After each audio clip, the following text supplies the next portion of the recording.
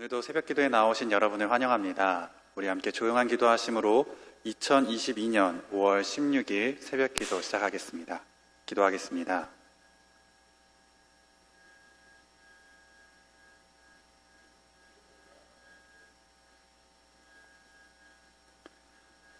강한 손과 펴신 팔로 인도하여 내신 이에게 감사하라. 그 인자하심이 영원함이로다. 아멘. 하나님 아버지 감사합니다. 오늘 새벽에도 우리를 인도하시고 우리가 주님께 기도하며 주의 팔을 의지하며 나아가게 하시니 감사합니다. 주님의 손이 우리 가운데 있기에 우리가 보호를 느끼며 또한 주님께서 인도하심을 경험하며 살아갑니다. 오늘도 말씀을 통해 우리를 향하신 주님의 뜻을 깨닫게 하시고 우리가 주님의 말씀을 따라 주님과 함께 나아갈 수 있도록 도와주시옵소서.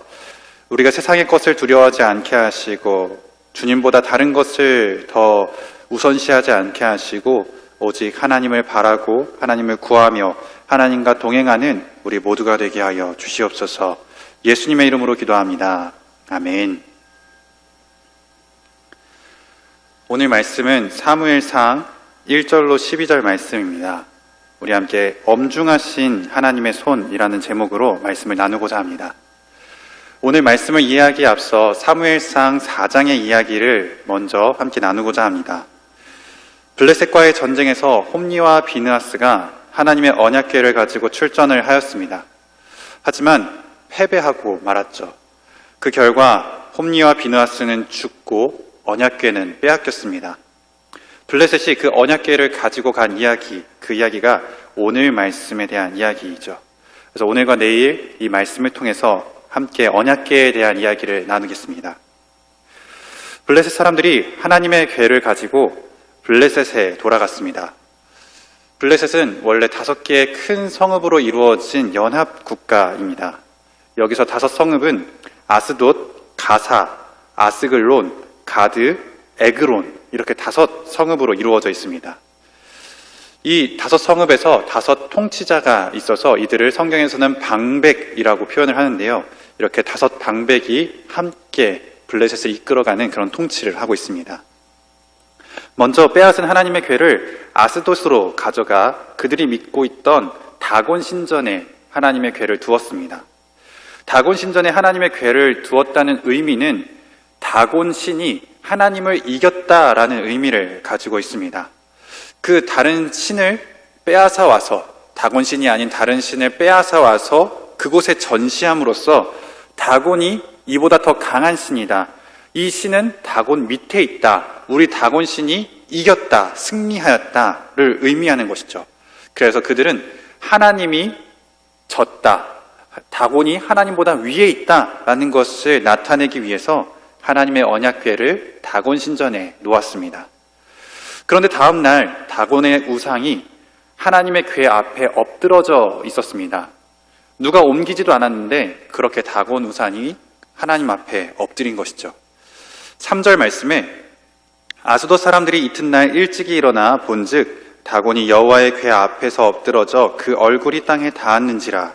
그들이 다곤을 일으켜 다시 그 자리에 세웠더니 마치 다곤이 하나님께 엎드려 절하는 모양으로 그렇게 나왔습니다. 아스돗 사람들은 다곤의 우상을 원래 다시 위치로 옮겨 놓았지만 다음 날 더 큰 일이 일어납니다. 4절 말씀에 그 이튿날 아침에 그들이 일찍 일어나 본즉 다곤이 여호와의 궤 앞에서 또다시 엎드러져 얼굴이 땅에 닿았고 그 머리와 2 손목은 끊어져 문지방에 있고 다곤의 몸뚱이만 남았더라. 다곤의 우상이 하나님의 궤 앞에 엎드러져 있을 뿐만 아니라 그 머리와 2 손목이 끊어져 있었습니다. 다시 말해 다곤의 우상이 부서진 채로, 박살난 채로 하나님 앞에 엎드러진 것이죠. 블레셋 사람들은 자기들이 믿던 다곤이 이스라엘의 하나님을 이겼고 하나님이 다곤 밑으로 들어왔다고 생각했지만 하나님께서 직접 다곤의 우상을 엎드러지게 하심으로써 전혀 그렇지 않음을, 하나님이 하나님이시고 참된 신인 것을 보여줍니다. 이스라엘의 패배는 하나님의 패배가 아니었고 우상은 헛되며 하나님만이 유일한 하나님이심을 나타내 보이신 것이죠. 이스라엘이, 특별히 홈니와 비느하스가 하나님의 괴를 함부로 이용해서 하나님이 이스라엘로 하여금 패배하게 하신 것이지 이것은 결코 하나님의 패배가 아님을 보여줍니다. 한편 하나님께서 다곤의 우상만 치신 것이 아니라 블레셋 사람들도 치셨습니다. 블레셋 사람들에게 독한 종기의 재앙이 임하여 그들을 몹시 괴롭게 하셨습니다. 6절에 여호와의 손이 아스돗 사람에게 엄중히 더하사 독한 종기의 재앙으로 아스돗과 그 지역을 쳐서 망하게 하니 하면서 여호와의 손이 아스돗 사람에게 엄중히 더해졌다라고 말씀합니다. 그래야 그들에게 독한 종기 재앙이 임하였고 그들이 그렇게 재앙이 임했을 때에 하나님을 인정하기 시작합니다. 하나님이 우리를 치시는구나, 다곤을 치시고 우리를 치시는구나 라고 합니다. 자기들에게 임한 재앙이 이스라엘의 신 하나님께로부터 온 것임을 알았습니다. 그래서 이 문제를 해결하기 위해 블레셋의 5 방백이 모여서 회의를 하지요. 그리고 이들은 지금 있는 아스돗에서 가드로 여호와의 궤를 옮기기로 결정합니다. 그런데 이번에는 가드의 재앙이 임하죠. 9절 말씀에 그것을 옮겨간 후에 여호와의 손이 심히 큰 환난을 그 성읍에 더하사 성읍 사람들의 작은 자와 큰 자를 다 쳐서 독한 종기가 나게 하신지라. 아멘. 이번에는 여호와의 손이 가드에 임하여서 심히 큰 환난을 더하셨다라고 말씀합니다. 그리하여 가드 사람들도 남녀노소 할 것 없이 독한 종기가 났습니다. 이렇게 가드에도 재앙이 임하자 또 하나님의 궤를 옮기자고 합니다. 이번에는 에그론으로 옮기는데요. 에그론 성읍에 하나님의 궤가 오는 것을 보자 아직 재앙이 임하지도 않았는데 에그론 사람들이 그것을 보면서 통곡합니다. 10절 말씀에 이에 그들이 하나님의 궤를 에그론으로 보내니라. 하나님의 궤가 에그론에 이른즉 에그론 사람이 부르짖어 이르되 그들이 이스라엘의 신을 궤를 우리에게로 가져다가 우리와 우리 백성을 죽이려 한다 하고. 아멘. 에그론 사람들이 그냥 하나님의 궤가 오는 것만으로도 이 두려움을 느끼고 어려움을 느낍니다. 블레셋 5 통치자들이 에그론 사람들을 죽이려고 한다. 하나님의 궤가 오면 우리가 망하게 된다라는 것을 이미 알고 있는 것이죠. 그렇게 블레셋 사람들이 하나님의 궤가 가는 곳마다 재앙이 내린다는 것을 알게 되었습니다. 그리고 이 재앙은 우연이 아니라 정말 하나님께서 직접 내리신 것을 깨닫게 된 것이죠. 그리하여 결국 블레셋 방백들은 하나님의 궤를 다시 있던 곳으로 돌려보내려고 그렇게 결정을 합니다. 11절 말씀에 이에 사람을 보내어 블레셋 모든 방백을 모으고 이르되 이스라엘 신의 궤를 보내어 그 있던 곳으로 돌아가게 하고 우리와 우리 백성이 죽임당함을 면하게 하자 하니 이는 온 성읍이 사망의 환난을 당함이라. 아멘. 하나님께서 블레셋에게 재앙을 내리시는 것을 모든 블레셋 사람들이 인정하게 되었고 이러다가 하나님께 의해서 블레셋 사람들이 다 죽임을 당할까 하여 이스라엘에 다시 돌려보내고자 그렇게 결정을 합니다. 이스라엘은 블레셋에게 패배했지만 하나님은 패배하지 않으셨던 겁니다. 오히려 하나님께서 직접 블레셋의 우상을 치시고 또 블레셋 사람들을 재앙으로 치셔서 하나님께서 승리하시는 것을 보여줍니다. 그래서 11절 하반절부터 12절에 엄중하신 하나님의 손을 말씀합니다. 거기서 하나님의 손이 엄중하심으로 죽지 아니한 사람들은 독한 종기로 치심을 당해 성읍의 부르짖음이 하늘에 사무쳤더라. 아멘.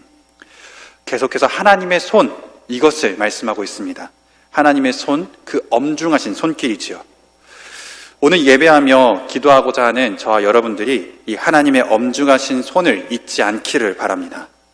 하나님은 결코 패배하지 않으시며 그 누구보다 또 그 무엇보다도 뛰어나신 하나님이십니다. 그런데 우리는 한 가지 더 기억해야 할 것은 그 방향이 어디를 향하고 있는지를 알아야 합니다. 하나님의 엄중하신 손이 어디를 향해 있습니까? 오늘 성경에서는 다곤 우상을 향해 또 블레셋 사람들을 향해 있는 것을 알 수 있습니다. 이 하나님의 엄중하신 손이 우리를 향하지 않는 것이죠. 왜냐하면 우리는 하나님의 사랑받는 자녀이기 때문입니다.